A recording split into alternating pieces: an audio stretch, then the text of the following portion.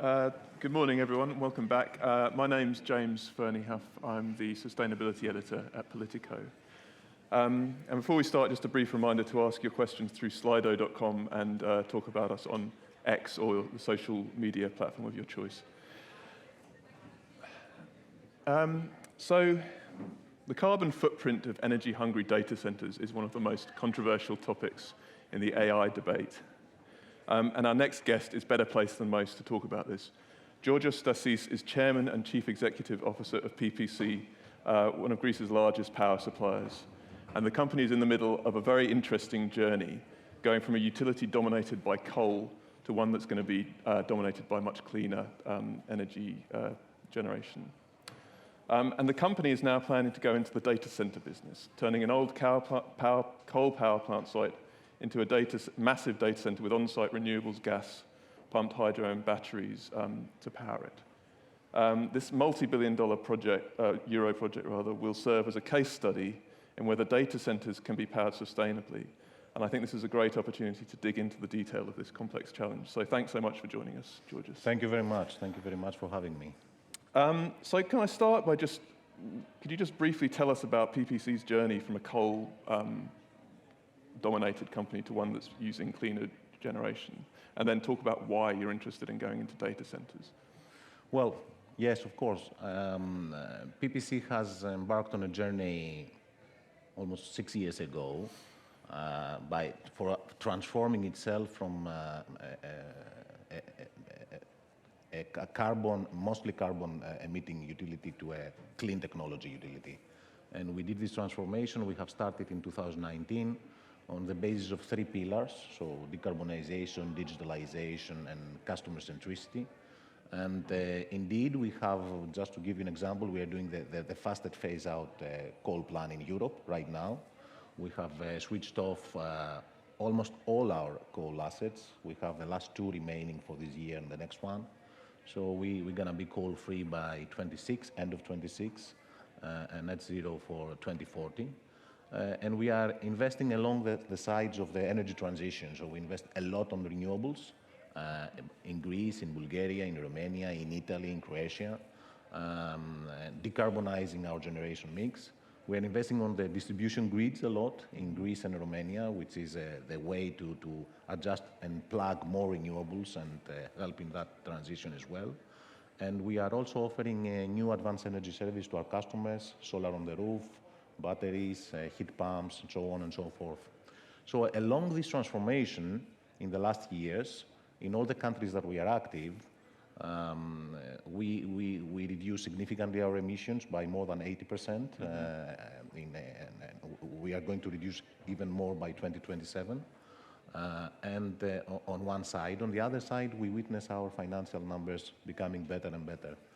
So on the digitalization part, we have also embedded, let me say, the digitalization and the digital improvements in the way we operate. We think we are one of the few utilities in Europe that we are 100% cloudified already. And witnessing this huge transformation in the digital sector, we feel that there is a cross of the digital world with the power world nowadays.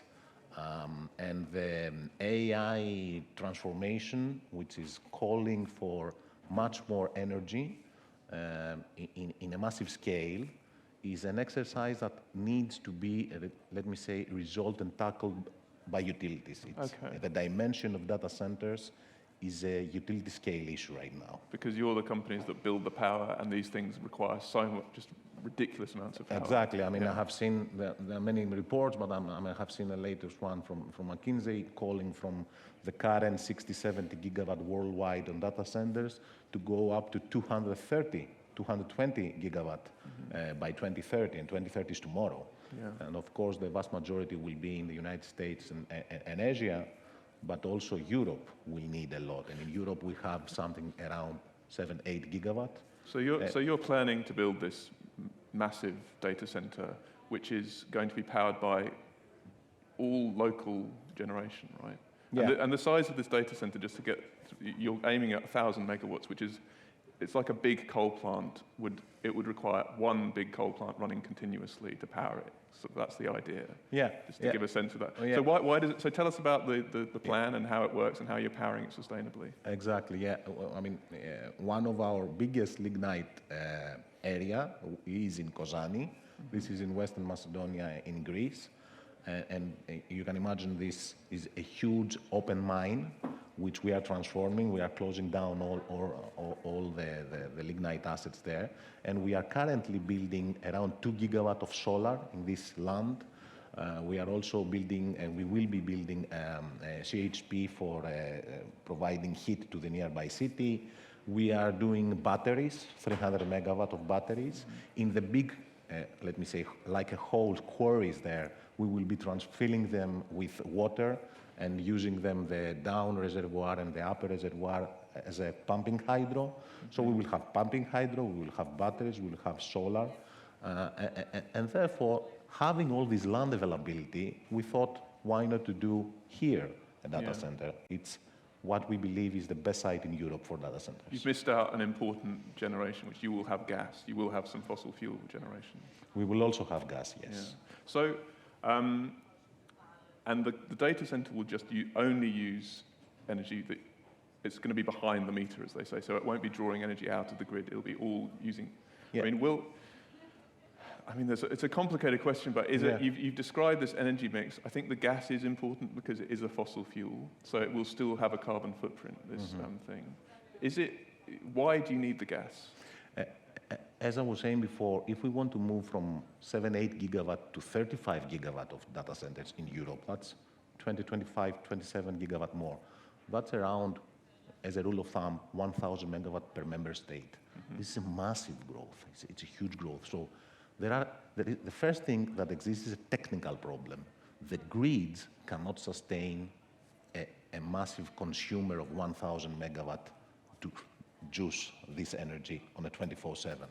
So the way we are tackling this is we are doing it behind the meter. So we go in that area where all our power assets is, and we want to build a data center behind the meter, so getting all the energy from the capacities we build there first, and then serving the market. So we resolve the first point.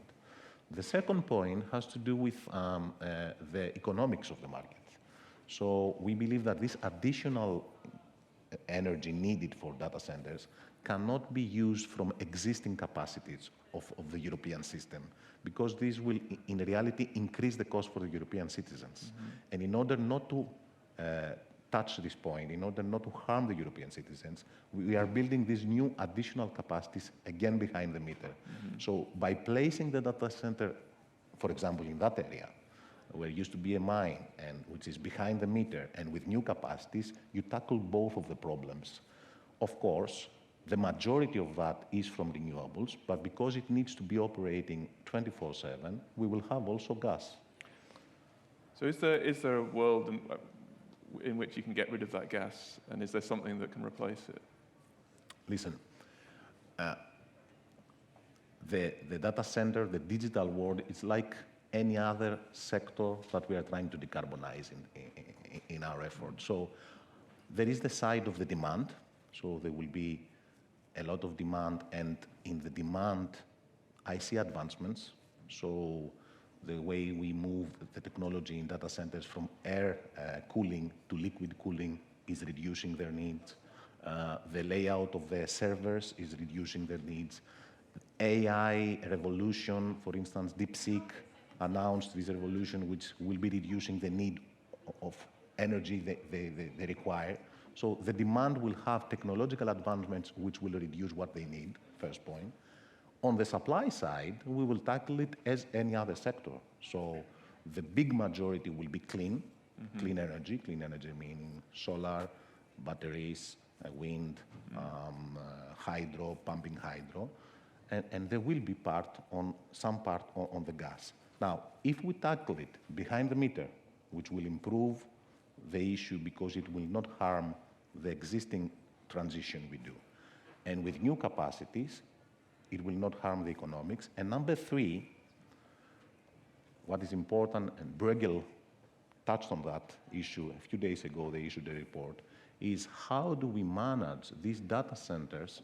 And we envisage this site in West Macedonia, in Kozani, but we envisage an additional site in Romania, one site in Bulgaria, in Italy, and all those sites interconnected with fiber. So I think it is easier to reduce computational operation and use this computational operation from country to country as like if as the sun moves, let's say. So the idea is you could dial it down when there's less sun, so it's not using as much power, and dial it up in other places. Yeah, depending on the sun or depending on the wind. This is not a tested technology, right? But this is where we need to work, and this is where how we are developing. And that could reduce demand for the gas. So that could reduce even further, let me say, the amount of the gas. Before, I really want to ask about water as well, because that's another really important sustainability, and these are really water-hungry things, data centers. So tell me about where you're getting the water from to cool these. Well, the existing area already has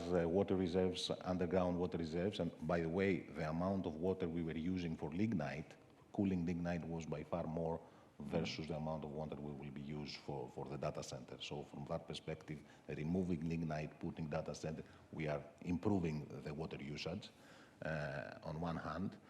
And I wanted to say, and this touches on the water, it touches also on the previous element as well. We need to look on AI on a holistic way.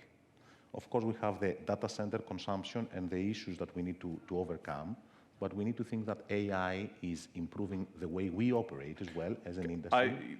But can we just stay on the water for a second? Because, you know, Greece is a water-stressed country. I think one of the most water... I was looking at a map of water stress around Europe, and Greece is just dark reds, very, very water-stressed. I mean, does it... what are you doing to make... Have you had any pushback from the local community? I mean... No, because the water we will be using will be by far less the one versus the one we were using for lignite. But you're depleting the water sort of... You know, the groundwater is, you're using it, are you replacing it? Yeah, it's by far worse as we do today with lignite. Yeah. So we are improving but if you're the balance of water. If you're continually drawing water out of the aquifers and not replacing it, it's slowly depleting the groundwater. Indeed, but this is true. This is true.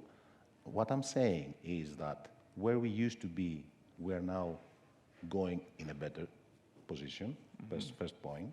Second point, I see technology improvements moving from, in the data center, moving from air cooling of the GPUs to liquid cooling, which this will improve further by 30 to 40% the usage of cooling and the usage of water, therefore.